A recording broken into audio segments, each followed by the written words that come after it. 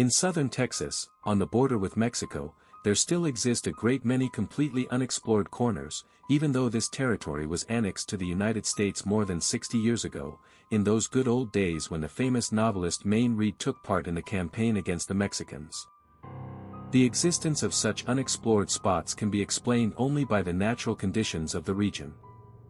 Vast stretches of southern Texas are a true desert, where there is neither water nor any animals or birds.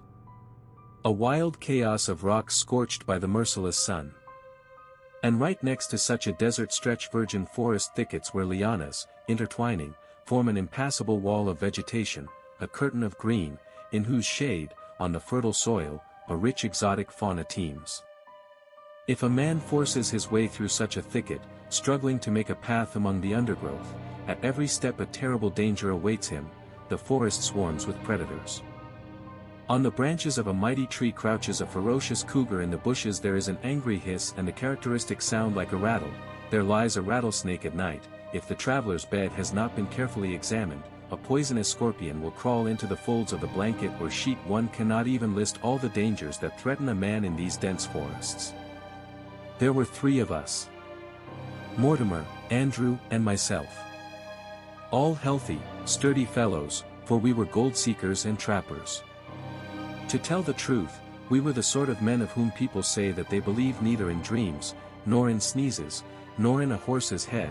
That is, we attached not the slightest importance to any omens or predictions and did not believe in women's tales. Yet we came upon something that would make anyone's hair stand on end. One day we had to ride to the settlement of Badrillo along an old trail laid out by the Spaniards, a trail used only by pack animals. The road is in a terrible state. It has not been repaired, I should think, since the days of Cortes and Pizarro, those infamous conquerors of America. Besides, the road is dull and monotonous, winding among steep rocks, so much so that all sorts of thoughts involuntarily crowd into one's head. To complete the pleasure, in places not a trace of the road remains. Therefore anyone who wishes to reach Badrillo from that side usually takes some red-skinned youth as a guide. Such a guide, the boy Pedro, we took with us. About 2 hours after we had begun our journey along the pack trail, everyone's nerves were stretched to the extreme, and ahead of us still lay almost a whole day of wandering through unknown places. The cursed road winds this way and that, makes zigzags and loops, as if it had been laid not by the human race but by some representative of the noble hare family fleeing from greyhounds. To the devil with it. I'll go straight across. Mortimer growled irritably, furiously urging on his mule. And I'll lie down in the first ditch I come to and howl like a wolf, Andrew chimed in. Yes, I'll howl like a wolf until the stars fall from the sky. Just then we noticed that a side path led down from the pack trail, and on it were the tracks of horses' hooves. Perhaps some mustang had passed this way on its way to water. I'll take this path, decided Mortimer. It must lead somewhere to human habitation. I'll be damned if, with the help of this path, we don't shorten our journey by 20 kilometers. Andrew also began to be tempted by such a prospect. I hesitated, but in the end I gave in as well. You should have seen what happened then to our guide, that red-skinned youth. His brown face turned white, his lips blackened, his eyes started from their sockets, and he trembled all over. He seized the bridle of my mule and tried to pull it aside from the path. You mustn't, he cried. You mustn't. Death is there. What? Why death? Let someone try to attack 3 bold gambesinos armed with repeating rifles, Brownings, and sharp Spanish knives will scatter a whole band. Instead of answering, the guide, blocking the path, repeated several times with horror a word that was completely incomprehensible to us. Aranha. Aranha, Aranha. And as he did so he spread his arms as if to show the size of this Aranha. A snake. A cougar. Some kind of fish. We pressed him. But we could get no sense out of him. Then Mortimer struck the guide, who was still standing in the middle of the path, with his whip. At the blow the redskin hissed like a snake whose tail has been stepped on, sprang aside, but when we moved on he chased after us and again blocked the path. Tears even appeared in his eyes, and again the same. Aranha. Aranha. Death. He left us only when Andrew, losing his temper, aimed a rifle at him. I saw that until we had turned aside and ridden a good distance away, the boy stood at the beginning of the path, nodding his head for a long time in sorrow and waving his arms, calling us back. About 5 kilometers further on the road entered the swamps. Our mules began to sink into the mud up to their bellies in places. I saw that nothing good would come of it. I tried to persuade my companions to turn back, but both of them seemed to have gone mad. They even mocked me. What, got scared? Frightened of some Aranha or Orcania pa, shame on you, Smith. If you're afraid, turn the shafts around, but we will go even to the devil's horns. I lost my temper. I am no coward at all, but I am not going to break my forehead against a wall, thank you very much. What was to be done?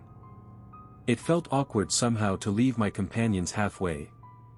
Perhaps some real danger would threaten them, and I would be standing aside. No, that would not do. If they are going, then I shall go too. Let no one say afterwards that I, Hugh Smith, was frightened of some mythical Aranha. By evening we had wandered into a terrible wilderness. But here some traces began to appear. First I discovered the skeleton of a horse in the grass, beside which lay a half-rotted Mexican saddle, and a little farther off the skeleton of a mule. We rode on. Half an hour later we found a building, a hacienda with a fence of thorny bushes.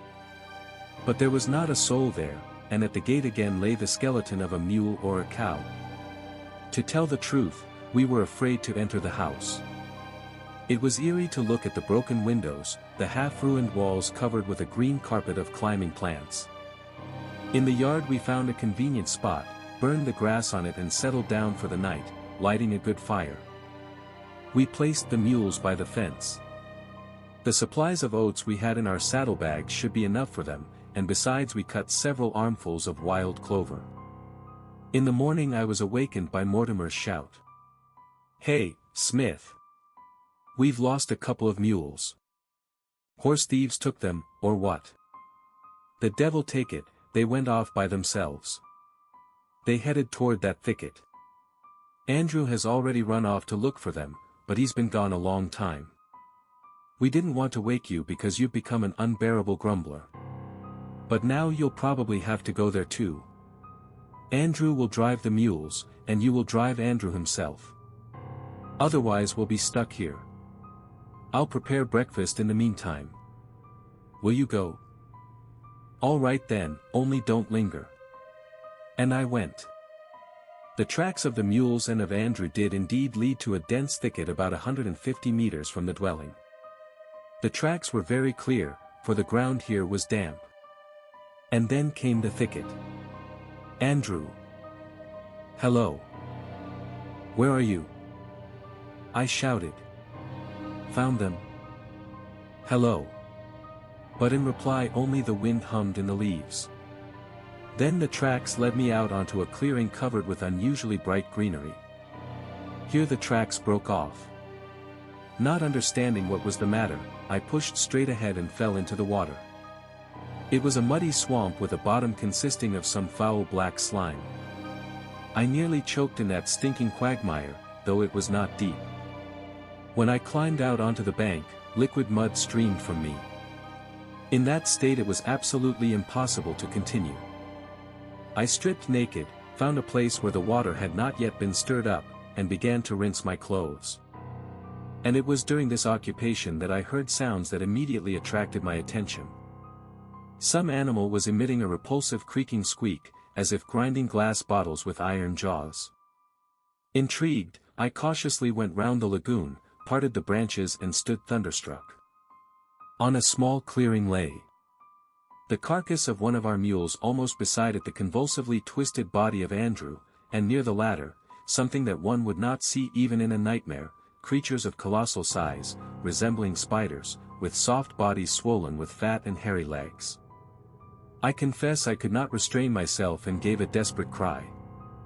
Then, completely forgetting that I was unarmed, I rushed like a madman onto the clearing, shouting at the top of my voice and waving my arms. I must have been only 5 paces from the monsters when such a panic of terror seized me that I turned and ran back with all my might. And behind me already dozens of creaking, squeaking voices answered my cry. And something formless, hideous, black came rolling after me. Looking back, I saw a nightmarish monster overtaking me. A moment and with a leap it flung itself upon me and sank its fangs into my leg. I felt a burning pain, fell, sprang up, screaming in a voice not my own, dragged myself a few more steps and fell again. Now I lay, literally petrified with horror. But I no longer felt the pain. Probably the pain was paralyzed by terror.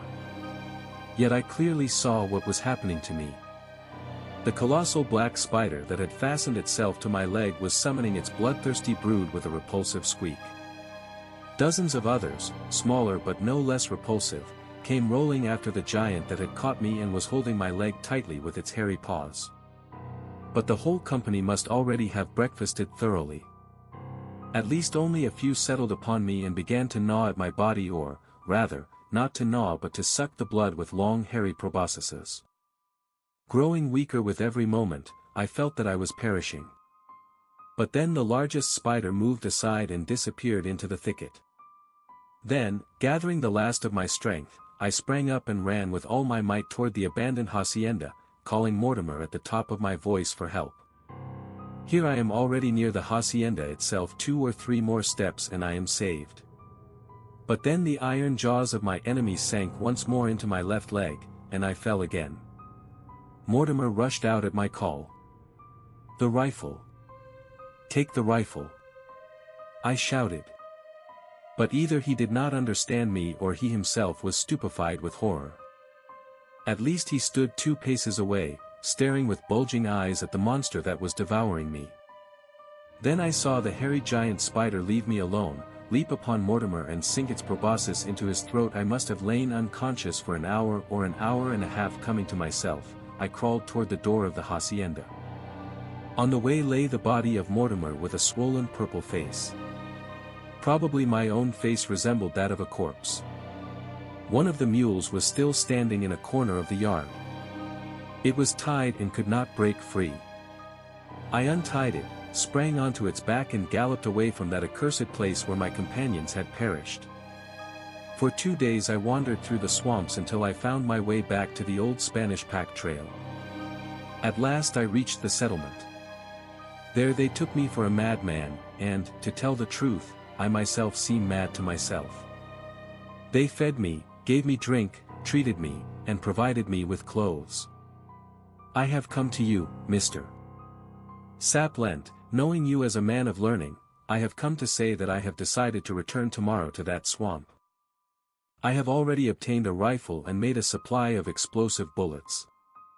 True, not one of the inhabitants of the settlement will agree for any reward to follow me. My story has frightened them. But I know the way. Only now have I learned that the surrounding Indians know this place perfectly well and call it the swamp of the giant spider. The word Aranha, which our guide, the Indian Pedro, kept shouting to us, means in Spanish, as I have now learned, spider.